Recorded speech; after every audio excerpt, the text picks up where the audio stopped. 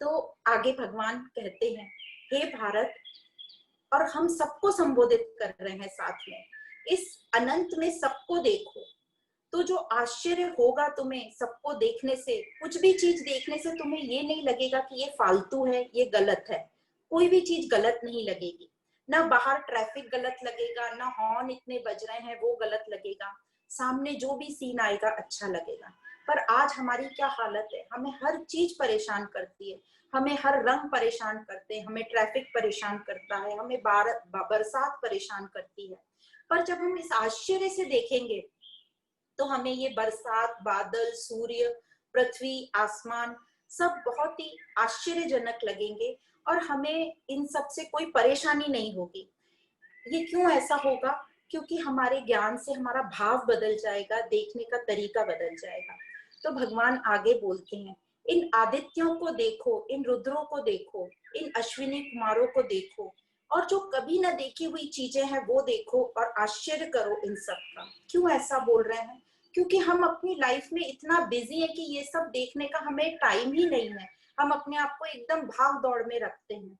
अब ये जो सब नाम बोले ये विभूति योग में कहे हुए हैं।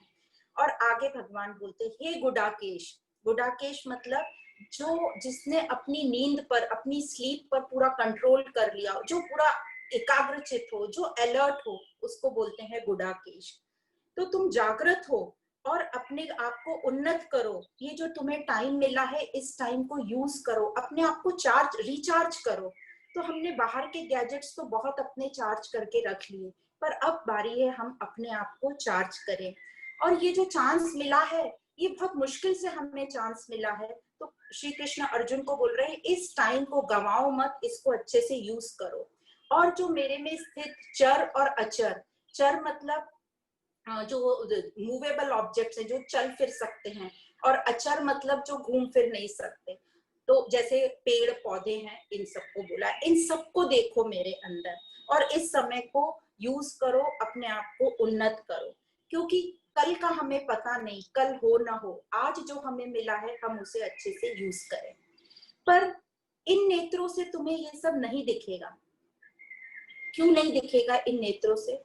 क्योंकि ये जो हमारे नेत्र हैं, ये भौतिक नेत्र जो हैं, इससे हम फिजिकल फॉर्म से देख सकते हैं। क्या देख सकते हैं? साइज, शेप, कलर, लाइट है कि डार्क है।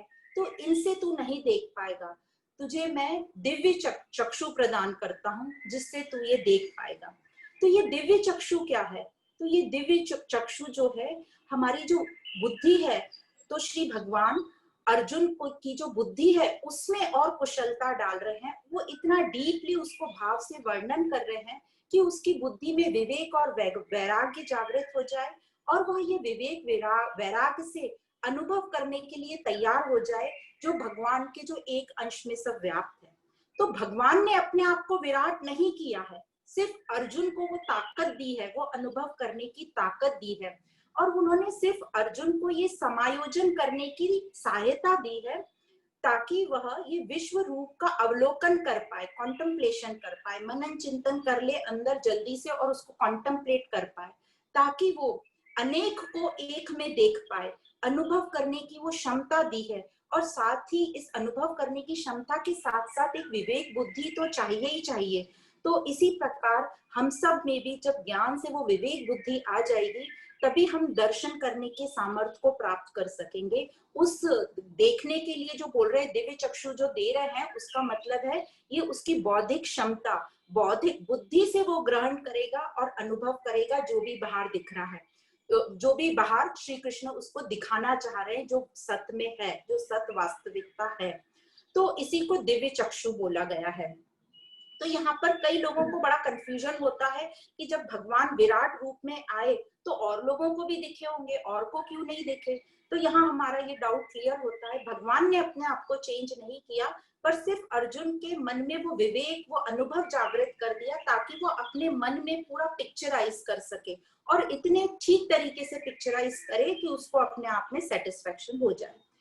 पर कई बार हम भी ऐसे, अब ये जो भक्ति भाव वाले होते हैं वो लोग इस बात को मान लेते हैं, पर जो बुद्धिजीवी होते हैं, इंटेलेक्ट पर्सनैलिटीज होती हैं, उनको इसमें बड़ा क्वेश्चन होता है कि कैसे ऐसे दिखाया होगा।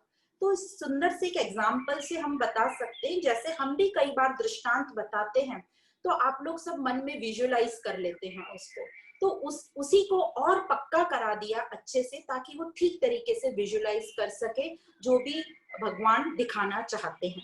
तो इस प्रकार ये बौद्धिक क्षमता को ही दिव्य चक्षु बोला गया है, डिवाइन आईज।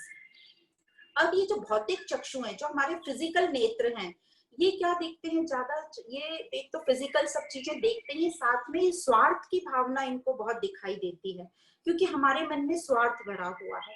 पर जो दिव्य चक्षु हैं, जब हमारा विवेक जागृत हो जाता है तो हमको सब में दिव्यता नजर आती है, सब कुछ अच्छा नजर आता है। तो यही डिविनिटी फील कराने के लिए दिव्य चक्षु दिए गए हैं। तो सिर्फ भावों का फर्क है कि कैसे हमारे भाव होंगे।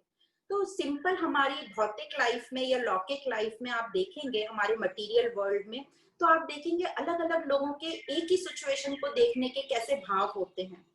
जैसे आपने एग्जाम्पल सुना होगा स्टीव जॉब्स का, उनको इतनी विपरीत परिस्थितियां आई, पर उन्होंने इतनी विपरीत परिस्थितियां कि उनको उन्हीं की कंपनी से बेदखल कर दिया गया, पर उन्होंने अपना विश्वास नहीं खोया, अपने आप पर श्रद्धा रखी, विश्वास रखा, लगन और मेहनत से फिर वापस उस कंपनी में पहुंच गए। ऐसे ही हम देखते हैं कि कोई बड़े बिजनेसमैन है, उनके 3 बेटे हैं, उनको कुछ बड़ा फाइनेंशियल लॉस हुआ, तो जो एक बेटा था उसने आत्महत्या कर ली, जो दूसरा बेटा था उसको डिप्रेशन हो गया, जो तीसरा बेटा था उसने हिम्मत नहीं हारी, उसने अपने आप पर विश्वास किया और फिर से अपना बिजनेस को चलाने की कोशिश करी। तो इस प्रकार 3 लोगों के एक ही सिचुएशन को देखने के कैसे अलग अलग भाव होते हैं। उसी प्रकार एक और दृष्टांत है कि 3 मूर्तिकार थे। अब जो एक मूर्ति, तीनों पत्थर को तोड़ रहे थे, तो जो राहगीर था उन्होंने पूछा एक मूर्तिकार से कि आप क्या कर रहे हो, तो पहले ने उत्तर दिया कि मैं अपनी किस्मत फोड़ रहा हूँ। दूसरे से पूछा आप क्या कर रहे हो, तो उसने बोला कि मैं खेल खिलौने बना रहा हूँ, इससे मैं बेचूंगा, मेरे घर पैसा आएगा और मेरा परिवार चलेगा। और तीसरे से पूछा कि आप क्या कर रहे हो, तो उसने बोला कि मैं भगवान की एक सुंदर मूर्ति बना रहा हूँ जो मंदिर में स्थापित करी जाएगी और 1000 दर्शनार्थी आके इस मंदिर के सामने शांति को प्राप्त करेंगे। तो आपके भाव कैसे हैं वो बताता है कि आपका विवेक कितना सुजाग है और कहाँ तक पहुंचा है। तो यहाँ सिर्फ हमारे विवेक, हमारी बौद्धिक क्षमता की बात की गई है। अब यहाँ तक आते आते अर्जुन को अब दिव्य चक्षु मिल गए हैं, पर अर्जुन को थोड़ा सा टाइम लग रहा है प्रिपेयर होने के लिए, वो दिव्य चक्षु से देखने के लिए। तो यहाँ पर बताते हैं कि यहाँ पर संजय जो है, जो धृतराष्ट्र को हस्तिनापुर के महल में बैठकर ये आंखों देखा हाल सुना रहे हैं, संजय को जो दिव्य चक्षु प्राप्त दिए गए थे वो वेद व्यास जी ने संजय को दिए गए थे, ताकि वह भी ये विराट रूप देख सके। तो संजय धृतराष्ट्र को बोलते हैं, हे राजन, अभी युद्ध भूमि में महायोगेश्वर श्री कृष्ण अर्जुन को अपना दिव्य स्वरूप दिखाने जा रहे हैं। महायोगेश्वर मतलब जो समत्व योग को जानता है, जो समत्व योग सबको बताता है, जो जिसके पास दिव्य शक्तियां हैं, जो योगा का मास्टर है। तो जो हम बोलते हैं बाहर योगा का मास्टर, वो फिजिकल एक्सरसाइज है, बाय डिफॉल्ट उसको योगा बोल दिया गया। योग का तो मतलब है हमारा हमसे मिलन, तो जो मिलने की बात है, आत्मिक मिलन, उसको योग बोला गया है। तो महायोगेश्वर नाम श्री कृष्ण को बोला गया है। तो इस प्रकार अब संजय ने धृतराष्ट्र को बोला कि श्री कृष्ण अपना दिव्य रूप बताने जा रहे हैं, और अब अर्जुन भी तैयार हो गए दिव्य रूप का दर्शन करने के लिए।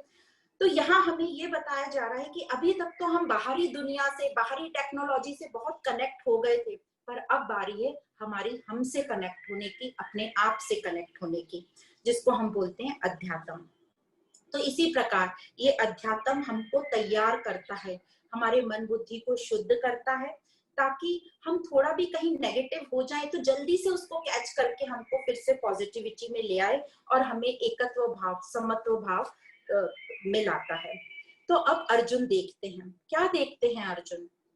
अर्जुन देखते हैं अनेक मुख और अनेक नेत्रों से युक्त, अनुभव कर रहे हैं कि बहुत सारे मुख दिख रहे हैं, बहुत सारे नेत्र दिख रहे हैं, बहुत सारे आभूषण पहने हुए व्यक्ति दिख रहे हैं, शस्त्र उठाए हुए लोग दिख रहे हैं। तो अनेक मुख और अनेक नेत्र का मतलब है कि टोटलिटी में देख रहे हैं, वो एक इंडिविजुअल को नहीं देख रहा है, वो टोटल पिक्चर देख रहा है। तो ये टोटलिटी को बताने के लिए अनेक मुख, अनेक हाथ, अनेक उदर मतलब पेट दिख रहे हैं। और आभूषण जो है, आभूषण संकेत कर रहा है अच्छाई को, गुडनेस, राइचियसनेस दिख रही है। आनंद और शांति जो है ये आभूषण दर्शा रहे हैं। और शस्त्र उठाए हुए लोग दिख रहे हैं। शस्त्र उठाए, एक तो एक युद्ध भूमि में है अर्जुन, तो उसको वैसे ही शस्त्र ज्यादा दिख रहे हैं। शस्त्र मतलब बुराइयां दिख रही हैं, दुख और चिंता दिख रही है। अब आगे अर्जुन देखते हैं कि दिव्य माला व वस्त्र धारण किए तथा दिव्य गंध का लेप सीमा रहित सब और मुख किए हुए विराट स्वरूप अर्जुन देख रहे हैं। दिव्य माला और वस्त्र धारण किए हुए मतलब ये हमारी लौकिक लाइफ जो फाइनाइट है, जो सीमित है, जो खत्म होने वाली है, टेम्पररी लाइफ। तो अनेक आभूषण धारण किए, दिव्य मालाएं पहने और चंदन का लेप लगाए हुए लोग दिखाई दे रहे हैं। और फिर सीमा रहित सब और मुख किए हुए, सीमा रहित मतलब अब यहाँ पर हमें निराकार स्वरूप को बता रहे हैं जो फॉर्मलेस है और इनफाइनाइट है। सब और मुख किए हुए मतलब सब और उसका प्रभाव दिखाई दे रहा है। जिस प्रकार हमारा जो मन है सपने में पूरा परिपूर्ण होता है, सपने के हर एक भाव में हमारा मन होता है, उसी प्रकार सब और मुख किए हुए विराट स्वरूप अर्जुन देख रहा है। सब और मुख किए हुए, लेप लगाए हुए, आभूषण धारण किए हुए, दिव्य मालाएं धारण किए हुए। तो इसमें दो चीजें हमें समझ में आती है कि उसको इमोशनल लेवल भी दिख रहा है और बुद्धि से, इंटेलेक्चुअल लेवल से भी वो देख रहा है। तो इस प्रकार जगत की अच्छाइयां और बुराइयां मतलब आनंद और शांति, दुख और चिंता सब एक साथ देखकर वो अनुभव कर रहा है कि ये सृष्टि में संपूर्ण चीजें एक साथ मौजूद हैं। तो इस प्रकार दृश्यों का साथ लेके वो अदृश्य, वो निराकार को देख रहा है। हर चीज में उसको दिव्यता दिखाई दे रही है, हर जगह और हर चीज में। अब आगे उसको दिखाई दे रहा है, ऐसा बोला गया है, हजारों सूर्यों का प्रकाश उसको एक साथ दिखाई दे रहा है। तो हजारों सूर्यों का प्रकाश तो देखना बहुत ही मुश्किल है। हम एक सूर्य का प्रकाश नहीं देख सकते, तो हजारों सूर्यों का प्रकाश कैसे देखा होगा।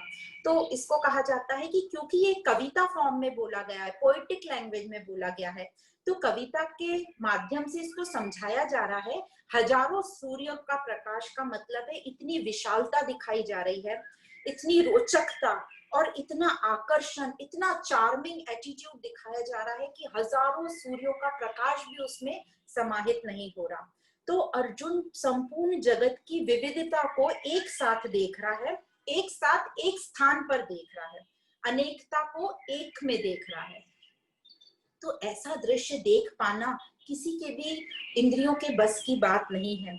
जैसे हमारे घर में एक ही जगह रेडियो भी चल रहा है, टीवी भी चल रहा है, फोन बजने लगेगा, दो लोग बात करने लगेंगे, तो हम क्या बोलेंगे, भाई कोई एक चीज को बंद करो, एक चीज हमें सुनाई नहीं दे रही, हमें कंफ्यूजन होगा। तो उसी प्रकार ये जब अर्जुन इतनी सारी चीजें एक साथ और एक जगह देख रहा है, उसके लिए एक बहुत तैयारी की जरूरत है, हमारी बुद्धि की कैपेसिटी की जरूरत है कि हमारी बुद्धि कितनी चीजें एक साथ देख सकती है। और ये तैयारी क्या है, ये श्रद्धा, ये अनुभव करना श्रद्धा से, ये विवेक बुद्धि जो हमें तैयार करेगी और वैराग्य दिलाएगी और श्रद्धा से उसको अनुभव कराएगी। तो एक होलिस्टिक विजन, एक टोटलिटी का विजन, एक समष्टि का विजन हम करने जा रहे हैं। तो इस दृष्टि के लिए क्या चाहिए, यदि ऐसी दृष्टि हमें अपनी करनी है तो इसके लिए सबसे पहले चाहिए आत्म उन्नति की जिज्ञासा। तो ऐसी जिज्ञासा होनी चाहिए कि हमारी जो दृष्टि है अंदर की ओर हो। तो हमारी दृष्टि अंदर की ओर, इसको संस्कृत में बोला जाता है आवृत चक्षु, मतलब मेरी दृष्टि अंदर की ओर है और हो। अब ये आवृत चक्षु क्या करेंगे, ये आवृत चक्षु हमारी जो अज्ञानता है, जो हमें गलत धारणा है, हमारे दुख सुख होते रहते हैं, हमें सत असत का ज्ञान नहीं है, उन सब को जो है क्लैरिफाई करेगी और हमारी बुद्धि का विकास करेगी, हमारी बाहर से दृष्टि अंदर की ओर मुड़ेगी। तो पहले तो जो हमारी रूटीन लाइफ है, हमारी रूटीन लाइफ के अलावा हमें कुछ अपने उच्च उद्देश्य और उच्च विचार, उच्च थॉट्स रखने चाहिए। क्या थॉट्स रख सकते हैं हम सेवा भाव रखें, हम देने का भाव रखें, हम प्रेम का भाव रखें और समत्व का भाव रखें। तो इन सब पर हमको काम करना है। और दूसरा, हमें शिकायत नहीं करनी है, हमेशा धन्यवाद की टेंडेंसी रखनी है कि मेरे पास कितना कुछ है, यदि मैं गिनने बैठूं, काउंट करने बैठूं, तो मुझे धन्यवाद का एटीट्यूड आना चाहिए। और इसके भी पहले तो हमारे दो शत्रु बहुत हैं। एक है कि आलस हमें बहुत है, और दूसरा मोह है। हम कोई भी चीज से अटैच हो जाते हैं, छोटी छोटी चीजों से अटैच हो जाते हैं। और दूसरा, हम आलस, लेजीनेस बहुत है। हम हर चीज कल पर टालते हैं कि कल कर लेंगे, टाइम मिलेगा तो कर लेंगे। तो इन दोनों पर हमें विजय पानी है, आलस और मोह पर। अब ये जो सब बताया आत्म उन्नति, ये कौन कर सकता है? तो आंसर उसका यही है कि हम सब कर सकते हैं। और जो कर लेता है उनके लिए जो शब्द कहे गए हैं वो है कश्चित धीरा। कश्चित धीरा मतलब जो अपनी आत्मा की उन्नति जिन्होंने कर ली है। कश्चित धीरा मतलब बहुत श्रेष्ठ पुरुष जिनकी दृष्टि पूरी अंदर की तरफ हो गई है, जो अपनी दृष्टि अंदर की ओर रखना चाहता है। क्यों रखना चाहता है वो अपनी दृष्टि अंदर की ओर? क्योंकि उसको अमृत तत्व की इच्छा है। वो ये टेम्पररी चीजों से खुश नहीं है। वो चाहता है ये टेम्पररी तो चलता रहेगा, मुझे, मेरा उद्देश्य क्या है, वो परमानेंट को पाना। तो जिसने अपने मन को जीत लिया, अपने मन पर जीत हासिल कर ली, उसको कहते हैं कश्चित धीरा। और आवृत चक्षु जो है, अंदर अपनी दृष्टि जो अंदर की ओर बनाए रखता है। अब इसके लिए थोड़ी साधना लगती है, मेहनत लगती है, क्योंकि अभी तक हमारी जो आदत है सब कुछ बाहर देखने की है, हमें अंदर तो मोड़ने की हमें आदत ही नहीं है। हम इतना बिजी रहते हैं बाहर कि हम अपने आप को ही भूल जाते हैं। तो ये आध्यात्मिक ज्ञान, श्रीमद् भगवत गीता हमें प्रेरणा देती है। कर्म योग से जो है ये हमारा खालीपन दूर करती है, हमारे अंदर जो खालीपना है, वैक्यूम है, उसको भरती है। भक्ति योग से हमें प्रेम मिलता है, और ज्ञान से हमें वो पूर्णता की फीलिंग आती है कि वह सत्स्वरूप मैं ही हूँ। और जो हमारी यात्रा है हमारे जीवन की, जो शून्यता से शुरू होती है, वो पूर्णता की तरफ जाती है और पूर्णता पर समाप्त होती है। तो इस तरीके से ये आध्यात्मिक ज्ञान हमें शून्यता से पूर्णता की तरफ ले जाता है।